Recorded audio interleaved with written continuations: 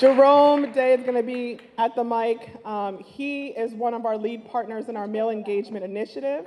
He also oversees the Breakfast for Brothers, which he'll explain more, but they're an amazing organization that is continuing to grow. They have monthly breakfasts where they have men that come and break bread and chat and talk about intergenerational conversations, build networks, and just continues to be a really positive role model for our community. So with further ado, Jerome Daye.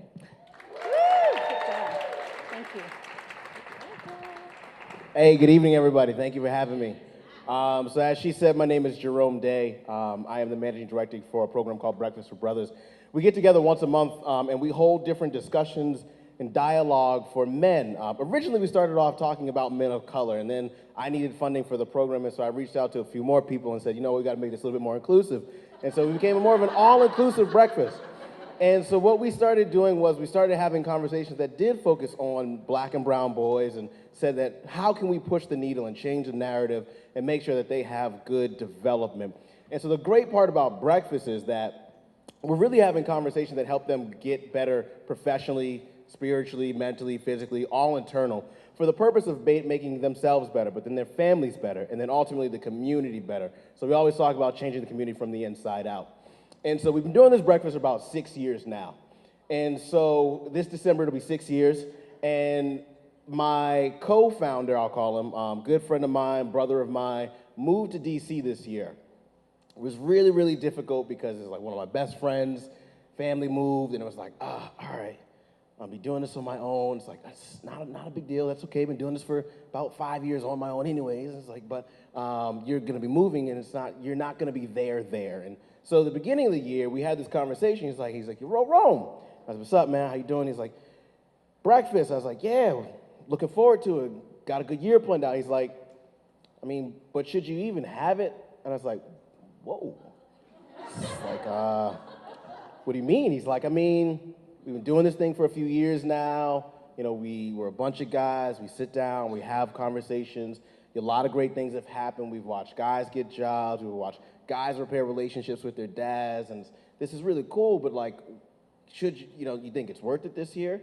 And I said, let me think about it. Let me come back to you.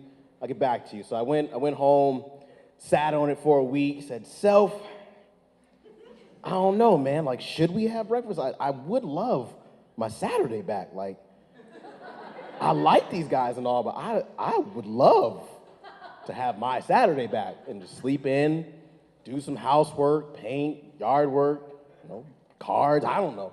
But, ultimately, I drank one day and then binged on Criminal Minds another day and said, still not decided. And so I started reading this book again that I read often, and it's been written years ago. It's got a bunch of collaborative authors in it. It's really cool. There's a story about this one guy in there, and he has a team with him, and they feed this multitude of people, right? And so he takes 5 loaves and 2 breads from one of the people who's with them, and they're teaching them how to get better and be better spiritually, mentally, physically. And his team is like, I think we should send them home because they kind of get a little agitated. I think they're hungry, and I don't think we can feed them all. He's like, no, let's see what we got in our area. Where are our resources? What do we have available? So they bring back this 5 loaves, 2 breads. He takes it, breaks the bread, holds it over his head, he prays over it, and he starts distributing it.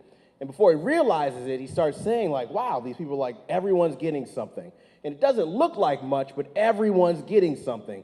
Every time he holds it up and he breaks it, it just keeps going out. And everyone's getting fed, and it's really cool. And so I started thinking about that, and I was like, that reminds me of breakfast. And it's not so much that we're that guy, but it's more so that we're the bread. The guys in the breakfast are the bread, because we have this opportunity to get together on a regular basis and bare our souls to each other. And we're really vulnerable. We have an opportunity to just open up and then divide what we have, our experiences, and share it with each other. And everyone gets fed off of what we have experienced together, which is really cool. And we've seen young men kind of get better in terms of their schoolwork. I've mentored one young guy, and he was bouncing around through foster care, and he had an opportunity to speak one morning, and he said, hey, at the end of the breakfast, he's like, it's going to be my birthday soon, and I want a cake. I want a backpack and some crayons and some notebooks and other stuff. And guys were like not laughing. And in my head, I'm like, that's really interesting. And every other guy was like, that kid felt so comfortable to be vulnerable enough to say, here's what I need to feel important and special. And so it's really cool to have that opportunity. And so LISC, in a sense, has also been giving us that bread. And like, seriously, they gave us the bread so that we could run breakfast.